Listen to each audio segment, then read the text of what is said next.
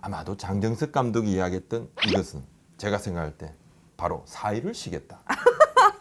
요것은 바로 하나 둘셋 정말 나흘을 쉬겠다. 네. 아마 그 뜻이지 않았을까. 키움 팬들께서는 상당히 좀 불안하실 거다. 정말 예측을 잘 하지 못하기로 소문난 이 인간이 왜 또 키움을 네. 그런 댓글을 봤습니다. 형 제발 키움은 찍지 마.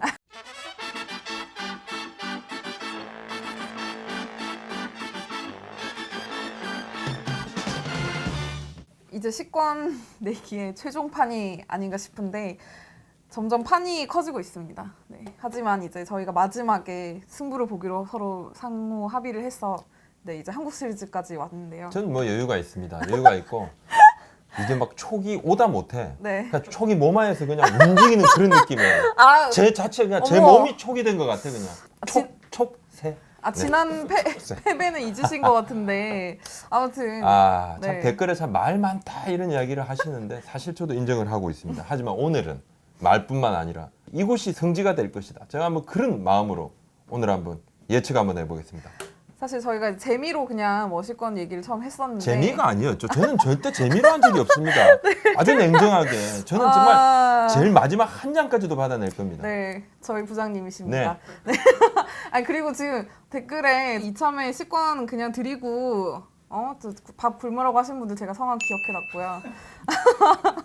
아무튼 이제 한국 시리즈에서 두산 베어스랑 키움 히어로즈가 맞붙게 됐는데 일단 정규 시즌 우승팀인 두산이 과연 충분한 휴식을 취하고 이길 것이냐, 그리고 기세를 이어간 준플레이오프부터 올라온 키움이 이길 것이냐를 두고 저희가 이제 다음 최종 한번 예측을 해보는 시간을 갖도록 하겠습니다. 네. 근데 사실 우리 나이루 기자가 두산 담당인 것은 맞습니다. 근데 제가 촬영하기 바로 직전에 담당을 제외하고 담당이라는 그걸 그냥 타이틀을 딱 떼고 어느 팀이 좀 더 유리한 것 같은가 이렇게 네. 제가 물었었어요. 대답은 저는 두산. 네. 사실 저는 이제 계속 키움 쪽으로 뭔가 흐름이 왔다 이렇게 생각을 하고 있습니다. 네. 근데 사실 여기서 여러분들이 아셔야 할 거는 작년에는 저희 부장께서 어우두를 외치셨었습니다.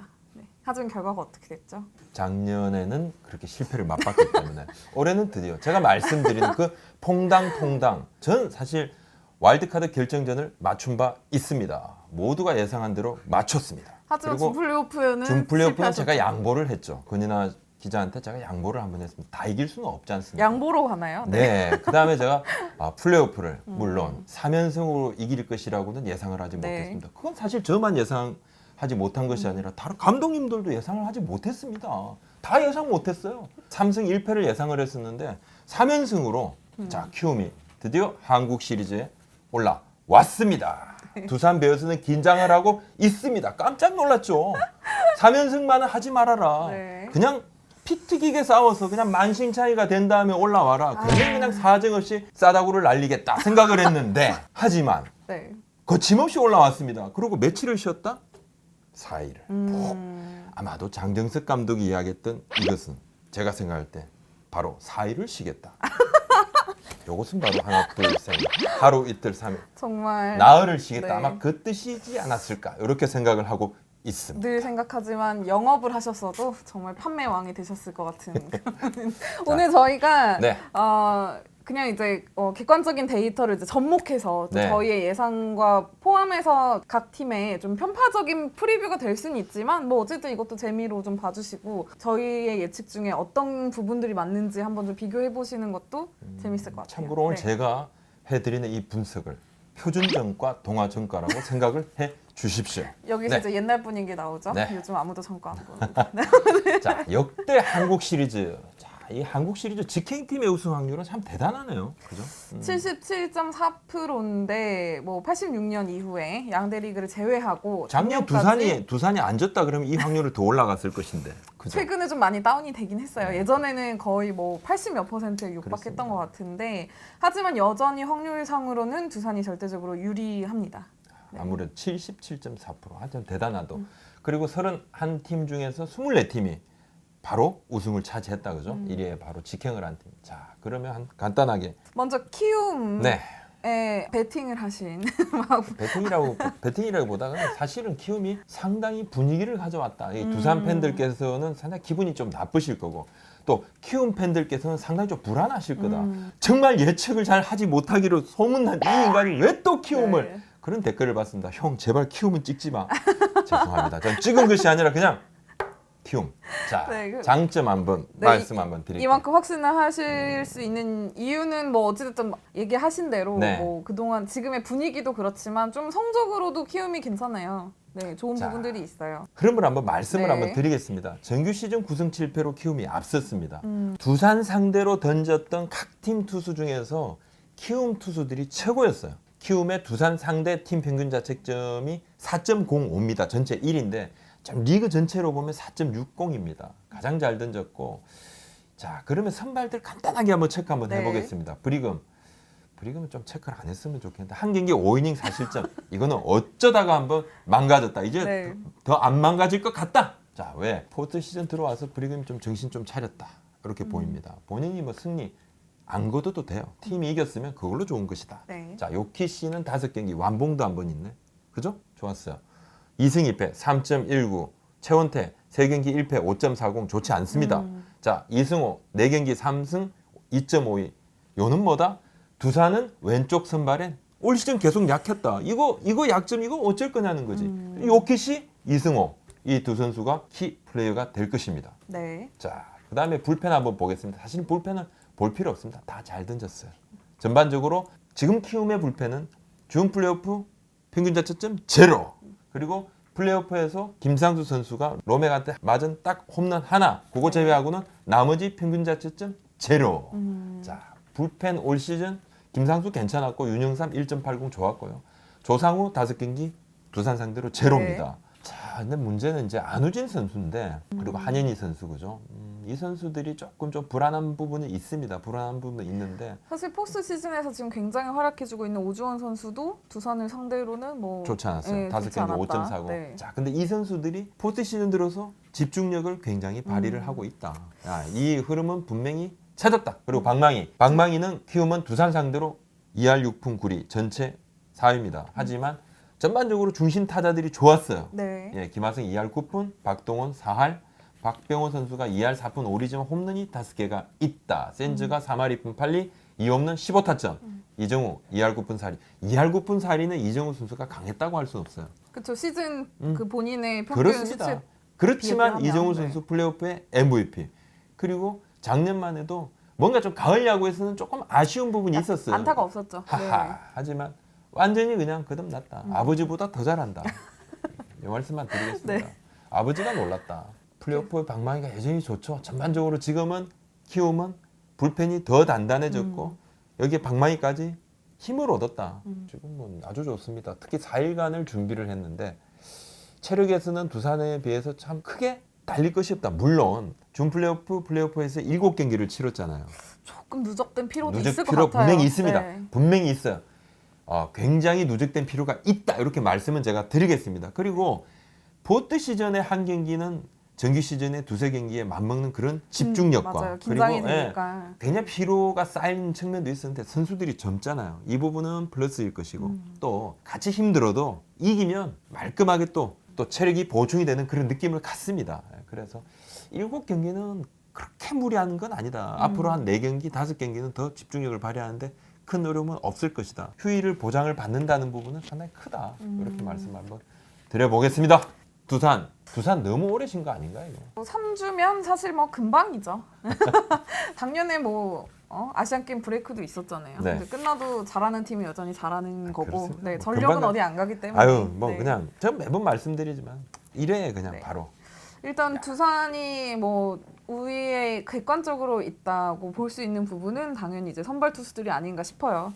얘기하신 대로 사실 상대 전적은 개개인의 상대 전적은 포스트 시즌에선 조금 다른 부분이고 뭐 시즌 전체 성적이나 그리고 최근의 컨디션, 몸 상태를 좀 보는 게 맞다고 생각을 하는데 두산 같은 경우는 4명의 선발 투수들의 컨디션이 다 좋습니다. 린드블럼, 프랭코프, 이영하, 유희관 이렇게 4명이 갈 것 같고요. 순서는 근데 좀 확실치는 모르겠어요. 린드블럼이 1차전인 건 맞는데 2차전에 과연 누가 먼저 나올지가 이영하 좀 선수가 나올 수도 네. 있죠. 그렇죠. 워낙 뭐 좋았으니까. 프랭코프가 아닐 수도 있고. 네.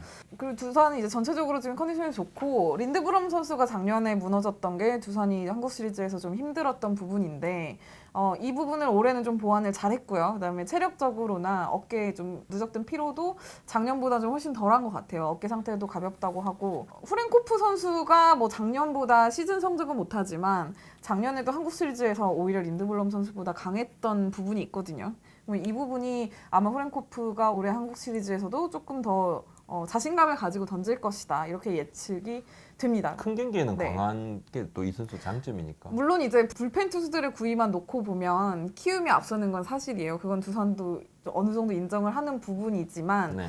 이게 플레이오프랑 흐름이 또 다를 수가 있거든요. 그렇죠. 선발 야구가 압도적으로 펼쳐지면 굳이 불펜을 꺼낼 필요가 없죠. 그렇죠. 네. 사실은 불펜은 약간 부수적인 부분이죠. 그렇죠. 누구나 감독들이 원하는 것은 선발 야구를 원하죠. 불펜 야구를 원하는 감독은 없죠. 선발이 좀 약하니까 어쩔 수 없이 불펜 야구로 가게 되는데 그렇게 보면 선발 야구가 더 중요하다. 그건 뭐 네. 불변입니다. 네. 불변의 진리입니다. 네. 그리고 두산 같은 경우는 뭐 리그 최고의 수비가 또 뒷받침이 이건 되어주는데요.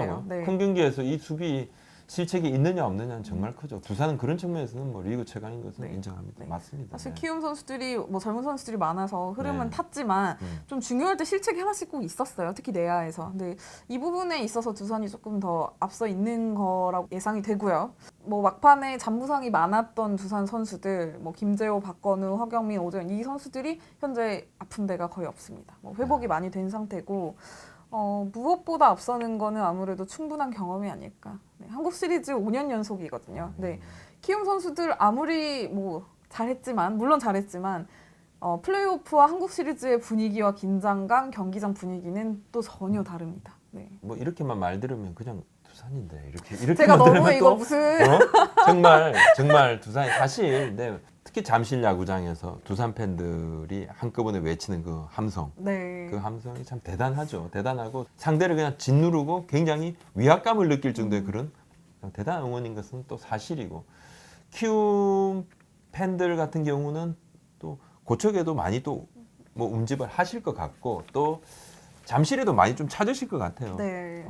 전반적으로 준 플레이오프를 거치면서 키움 팬들이 결집되고 있다. 많이 찾아오시더라고요. 결집되고 처음보다. 있다. 네. 예, 자, 우리도 한번 힘을 보여주자. 이렇게 결집되고 있어서 응원전을 한번 지켜보는 것도 특별한 재미가 될 것이다. 이렇게 말씀을 드립니다. 물론 이제 제가 무슨 학급 회장 나가는 것처럼 두산의 좋은 점들만 나열했지만 물론 변수가 될 수 있는 부분도 있긴 있습니다. 꼬집어 주시자면. 사실은 저는 이제 이용찬 선수가 뒤로 가잖아요. 네, 중간으로 나올 예정이죠. 네. 사실 옛날에는 했어요. 다 마무리도 한 경험은 있어요. 근데 일반적으로 한 시즌을 선발로 뛴 선수가 물론 최종 마무리라든지 네. 아니면 한 2이닝을 책임을 진다든지 처음부터 그죠? 처음부터 나서는 건 뭐 큰 문제 없겠습니다만은 정말 급할 때는 주자를 둔 상황에서도 나올 수 있잖아요. 네. 근데 이 부분에 대해서는 전문가들마다 의견이 조금 갈립니다만은 약간은 불펜 전문 선수와 선발로 뛴 선수는 그 몸을 푸는 뭐랄까 타이밍이랄까 그리고 등판을 준비하는 이 루틴이 좀 차이가 나잖아요. 그래서 일상적인 어떤 그런 흐름을 잘 유지를 할 수 있을지 여기에 대해서는 조금 변수가 있다 이렇게 좀 말씀을 좀 드립니다. 처음에 말씀하신 대로 두산이 워낙 오래 쉬었기 때문에 뭐 타자들의 경기 감각보다는 이제 타격감이 과연 이제 정규 시즌 막판 때처럼 좀 살아날 것이냐가 좀 또 다른 관건이 될 것 같고 마지막 요소는 두 팀이 다 해당이 돼요. 저는 1차전이 정말 중요한 것 같습니다. 그러니까 뭐 뻔한 이야기지만 사실은 그러니까 얼마나 뻔하면 1차전 이야기를 하냐면 정말 결정적이거든요. 그만큼 중요하다는 거죠. 1차전에서 승리를 하게 되면 모든 흐름은 바뀐다. 작년에 SK가 그렇게 우승을 했잖아요. 1차전을 어렵게 SK 가져가면서 이제 다음 경기도 좀 잘 풀려서 6차전에 끝내서 우승을 했었는데 올해 이 부분이 두산이 좀 신경을 많이 쓸 거고 키움 역시 그걸 많이 고려해서 좀 나오지 않을까. 그러니까 이렇게 말씀드리면 2017년 같은 경우는 두산이 1차전을 이겼었잖아요. 근데 아, 2차전에서 또 양현종 선수가 또 완봉을 했네. 그죠? 맞아요. 그럼 또 거기서 분위기가 갔죠. 네. 그래서 이렇게 저희는 상황에 맞게 바로 변신합니다. 네, 1차전이 그렇습니다. 중요하지만 2차전이 중요하지 않다는 것은 전혀 아니다. 1차전. 그렇다면 3차전, 4차전은 또 어떤 것인가? 더 중요하죠. 다 중요하다. 그래서 결과는 예측 불허다. 이렇게 말씀을 드리는데 한번 이번에는 한번 저의 촉을 한번 믿어보시라 이렇게 네. 말씀을 드리겠습니다. 한국 시리즈 진행하는 도중에도 아마 한번 유튜브가 나올 텐데 네. 좀 최종 결과가 어떨지 저도 사실 너무 궁금하고 두산의 우위를 예측하면서도 굉장히 또 이번 한국 시리즈도 플레이오프처럼 좀 재밌고 좀 경기 하나하나가 좀 네. 쫀쫀하지 않을까 예상이 자, 됩니다. 자, 네. 저는 이제 식권을 엮어서 방석을 만들겠다. 이렇게 한번 말씀을 드리겠습니다.